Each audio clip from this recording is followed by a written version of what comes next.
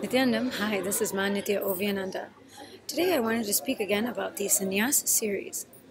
So, behind me I have several of these deities beautifully dressed and decorated, getting ready for Mahasadashivoham. There's at least 25 in the hall right now, and there'll be so many more ready to go around the ashram. And one of the beautiful things about Sanyasi is we begin to realize and begin to understand that we're not the body.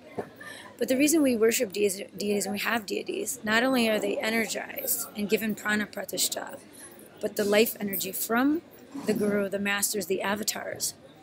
But we connect with them because as long as we're associated with the body, the only way we can connect with the divine is through the deities and through that energy. That is the doorway.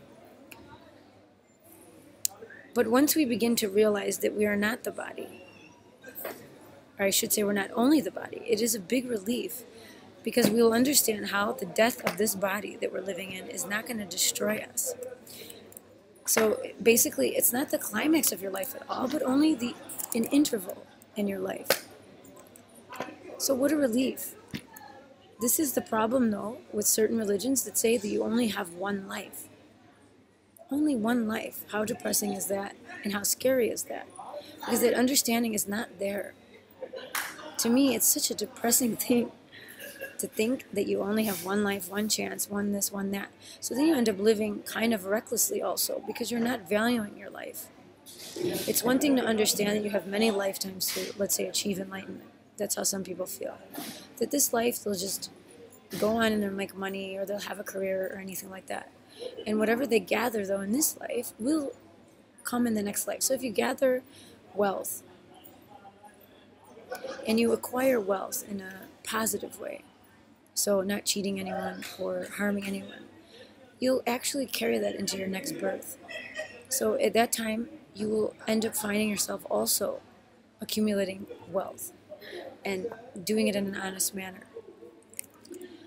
But what I want to say is these religions that say you only live one life, I mean, what is there to look forward to or think about or think how are you going to evolve as a human being, as a being, as an individual, as an individual being that actually has life.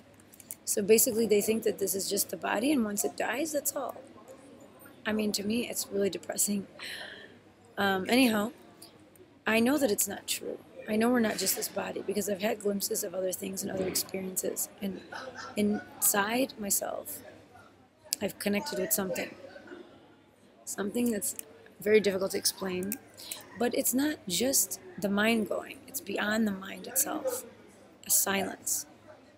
Yet a feeling of expanse, of space. A feeling of energy. So, I don't know. It's too inadequate. But anyway, I can't really describe it. I just know in my gut there's something more.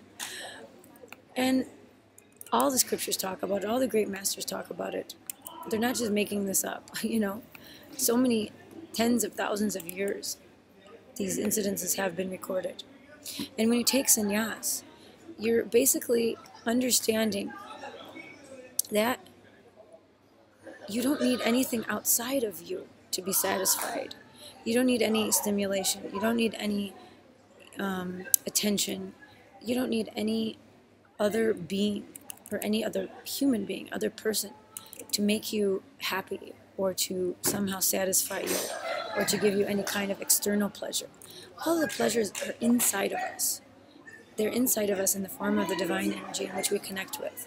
So as we get deeper into sannyas and more understanding about it, more experience with it, we more and more begin to understand that that's the truth. So for me, it's a relief.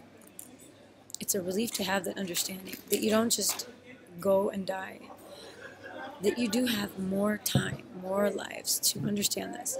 But now that we have Swamiji, we don't really have to worry at all because he's going to liberate us from the birth and death of this life and of this whole world and the lifetimes. How many janmas and millions of years have we been around from the amoeba to now? We don't know. But it's been a lot. So he's here to liberate us and move us on to the next level of being.